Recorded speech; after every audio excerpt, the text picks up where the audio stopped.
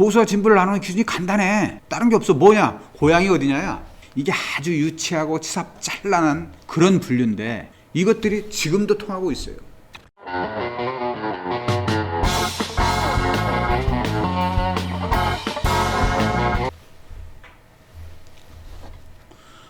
안녕하세요, 박현수입니다.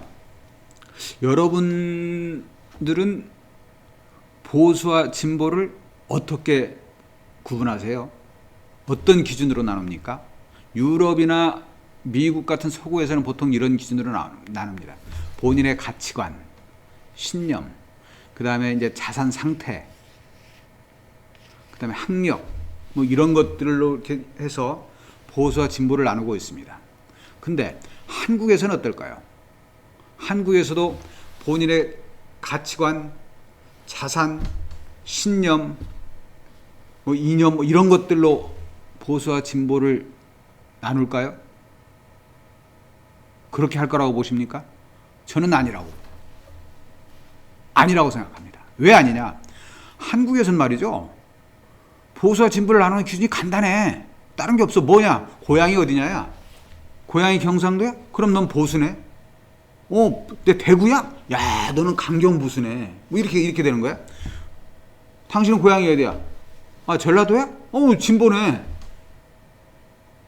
광주? 야, 너 강성이네. 저처럼 전주? 쟤는 뭐 좀 온건하겠는데? 뭐 이렇게 이제 고향으로 보수와 진보를 나눠. 이게 웃기는 거야. 그러다 보니까 내 생각은 보수인데 고향이 호남이니까 진보래. 난 아닌데. 이렇게 되는 겁니다. 또 고향이 부산, 대구, 뭐 TK, PK 이쪽이라고 다 보수라고 단정을 하고 와. 아주 예단을 미리 해. 저 사람은 보수일 것. 근데 우리 가만히 보세요. 유시민, 진중권, 조국, 황교익, 소위 말해서 진보의 농객들은 다 경상도 사람입니다. 다 경상도 사람이에요. 내노라 하는 진보의 농객들 경상도와 고향이 거의 한 90% 될 겁니다. 근데 의외로 보수의 농객들 중에서도 전라도 사람들이 있습니다. 그러면 고향으로 진보와 보수를 나누는 것은 굉장히 어리석은데 그 어리석은 가정에도 불구하고 그걸 현실의 잣대로 사용하고 있어요, 우리는. 그게 이제 왜 그럴까 이런 생각을 해봤어요.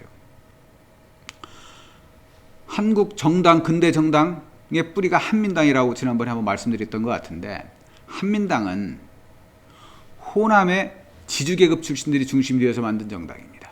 그러니까 보수적이지.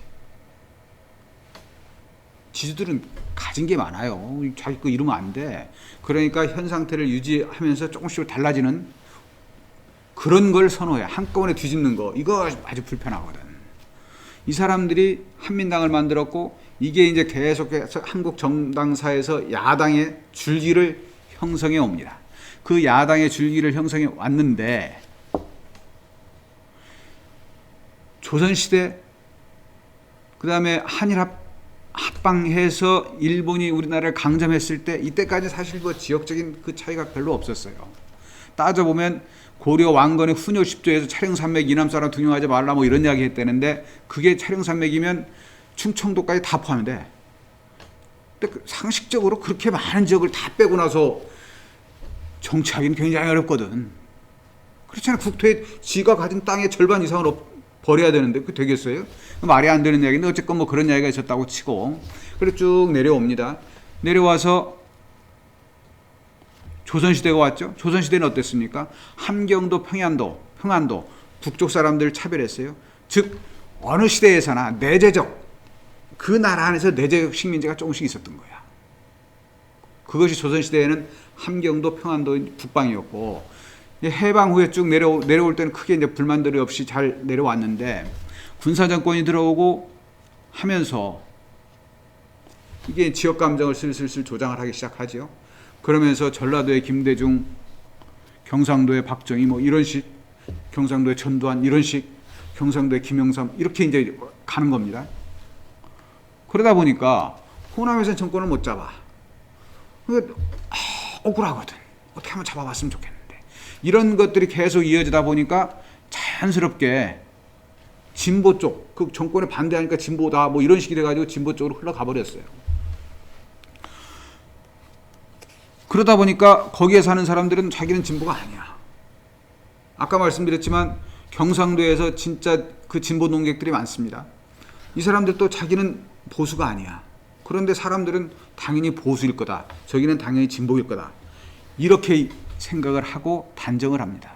이게 아주 유치하고 치사 짤란한 그런 분류인데 이것들이 지금도 통하고 있어요. 지금도 인터넷 한번 들어가 보세요. 뭐 글 하나 써놓죠. 그럼 쟤는 고향이 뭐 경상도라서 꼴통이에요. 쟤는 고향이 전라도라서 저래요. 이게 막 나와요. 한국적 보수와 한국적 진보 그 기준이 제대로 된 이념과 신념과 자기 자신의 가치관으로 갈라지는 게 아니고 자기가 선택해서 되는 게 아니고 등 떠밀려서 보수고 등 떠밀려서 진보가 된다. 이건 좀 너무 웃기죠. 코미디야 코미디. 대한민국이 코미디를 참 많이 하는 나라이긴 한데 이것도 진짜 코미디거든. 어떻게 그런 일이 근데 지금도 통해요. 그래서 정권 선거하면 어떻게 됩니까? 보수 국민의힘 경상북도 대구 꽉 잡아. 그 다음에 PK 부산 경남 잡아. 진보 민주당 어떻게 됩니까? 전라도에서 막 90% 지지해. 지역색이 뚜렷하게 갈라집니다. 이게 사실은 국민들이 의도한 건 그게 아니었거든. 근데 정치인들이 살살살 조장을 해. 왜? 표 얻어야 되니까. 그래서 사람들이 나는 쟤네 별로 안 좋아하는데 말이야. 어떻게 주변 분위기가 다 쟤를 하라고 강요하는 분위기가 돼 있어. 그러니까 오하고 따라가는 경우가 많이 생겨요. 수도권은 어떠냐? 여긴 뭐 진보도 아니고 보수도 아니고 가만히 보고 있다. 아 요새 이놈들 마음에 안 드네. 이거 빼. 요새 얘네가 조금 잘하는 것 같은데? 중도적 성향을 많이 가지고 있죠. 근데 이 수도권에는 전라도와 충청도 이쪽에서 올라온 인구들이 많습니다. 그 사람들 성향은 아무래도 고향을 떠나서 올라왔기 때문에 조금은 진취적이 될 수밖에 없겠죠. 왜? 살아야 되니까. 그래서 살려면 열심히 하는 수밖에 없잖아요. 그러다 보니까 이제 그런 것들이 투표 성향에 반영되기도 하는데 저는 이제는 한국에서 보수와 진보를 가르는 기준이 좀 달라질 때가 됐다. 고향으로, 출신 지역으로 보수와 진보를 나누지 마라. 그것처럼 유치하고 치사한 구분법이 어디 있습니까? 내 스스로 나를 보수라고 생각하고 내 스스로 나를 진보라고 생각할 수 있어야 됩니다. 그리고 그 이유를 명확하게 설명할 수 있어야지. 내 가치관은 이렇다. 예를 들어 박현수, 너 왜 보수야? 나는 급격한 변화가 싫다. 한꺼번에 세상 다 뒤집어 엎자고 덤비면 이것처럼 피곤한 게 없다. 우리는 하나씩 하는 게 좋다. 제가 기자를 할 때 쫄병 때 이런 이야기를 했습니다. 어느 정도 고참이 됐을 때 후배 기자들 들어오면 이런 이야기 했습니다. 자, 이 손바닥이 있다. 이 손바닥이 다 새카매. 다 때가 묻었어. 아주 지저분해. 근데 나는 여기까지는 깨끗하게 하고 싶어. 여기까지만이라도. 그러면 그 다음 니네는 여기까지 좀 깨끗하게 해봐. 그 다음 사람은 이렇게 깨끗하게 만들고. 세월이 가면서 하나씩 달라지는 모습. 그런 것이 진짜 사회가 발전하는 모습 아니냐. 저는 그렇게 하나씩 변화를 추구하는 게 보수의 모습이라고 생각합니다. 그렇다고 진보가 일신 우일신에서 하룻밤에 모든 걸 뒤집자고 나서지는 않겠지만 어찌됐건 보수와 진보를 고향이 어디냐, 출신 지역이 어디냐 이걸로 따지는 이 낡은 셈법, 낡은 구분법 이제 좀 사라져야 되지 않겠냐. 고향 지역이 문제가 아니고 그 사람이 누구냐가 문제인, 고향 지역에 의해서 판단하지 말고 그 사람이 누구냐에 의해서 판단할 수 있는 그런 시대가 이제는 와야 될 때도 됐고 와야 한다고 생각을 합니다. 지금요 18세기도 아니고 19세기도 아니고 20세기는 더더욱 아닙니다. 21세기입니다. 좀 있으면 AI가 자동차 운전한대요. AI가 집안 청소 다 해준대요. AI가 사람을 지배하는 시대가 올지도 모릅니다. 그런데 우리만 언제까지 지역 따지면서 고향 따지면서 쟤는 보수야 쟤는 진보야 하고 씹어댈 겁니까? 그렇게 씹어 돌려서 남는 게 뭐가 있을까요? 사람을 보고 판단하는 사회, 그리고 그 사람을 존중하는 사회, 그 사람의 가치관을 배려하는 사회, 이런 사회가 올 때가 됐다고 생각을 합니다. 언제까지 여러분 아직도 고향에 따라서 보수 진보 나누겠습니까? 그러지 마세요. 그리고 구독해 주세요. 감사합니다.